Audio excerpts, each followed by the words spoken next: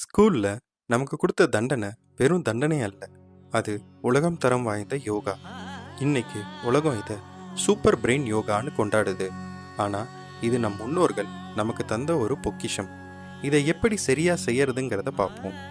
இடது கை வலது காதையும் வலது கை இடது காதையும் மூச்சை உள்ள இழுத்துக்கிட்டே கீழே போகணும்.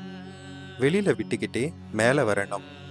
இதை செய்யும் பொழுது மூளையோட இடது மற்றும் வலது பக்கங்கள் சமநிலைப்படும். அதாவது இங்கிலீஷில் சிங்க்ரோனைஸ் அப்படின்னு சொல்லுவாங்க. இது நடக்கும்போது ஞாபக சக்தி பல மடங்கு அதிகமாகும். படிக்கிற பசங்களுக்கு இது ஒரு வரப்பிரசாதம். இந்த தோப்பு கரணத்தை நாம் ஏன் விநாயகர்கிட்ட செய்கிறோம்? இதில் தான் ஒரு மிகப்பெரிய யோக ரகசியம் அடங்கியிருக்கு. மூலாதார சக்கரம். அதாவது இந்த தோப்பு கரணம் போடும் பொழுது நம் முதுகுத்தண்டின் அடிப்பகுதியில் ஒரு ப்ரெஷர் பாயிண்ட் கிரியேட் ஆகும்.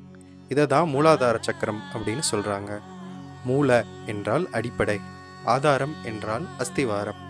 ஒரு கட்டிடம் உறுதியாக இருக்க அதன் அஸ்திவாரம் முக்கியம். அதுபோல நம் உடல் மற்றும் மனதின் அஸ்திவாரம் இந்த சக்கரம்தான். நம் உயிர் சக்தியின் உறைவிடமான இந்த மூலாதாரத்தின் கடவுள் தான் விநாயகர்.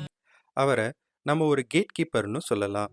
இந்த சக்தி மேலெழும்பும் பொழுது தான் நமக்குள்ள உட்கலந்த அந்த ஜோதியை, அந்த தெய்வீக சக்தியை நம்மளால உணர முடியும். இதை ஒரு குருவின் மேற்பார்வையோடு தான் செய்யணும்.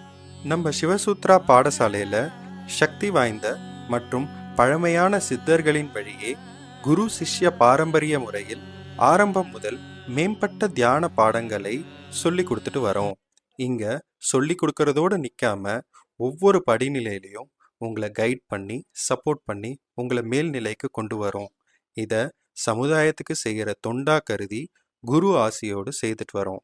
ஸ்க்ரீனில் தெரிகிற நம்பருக்கு ஃபோன் பண்ணி உங்களுக்கு உகந்த ஆரம்ப தியானத்தை கற்றுக்கிட்டு உங்கள் வாழ்க்கையின் மாற்றத்துக்கான முதல் படியை எடுத்து வைங்க.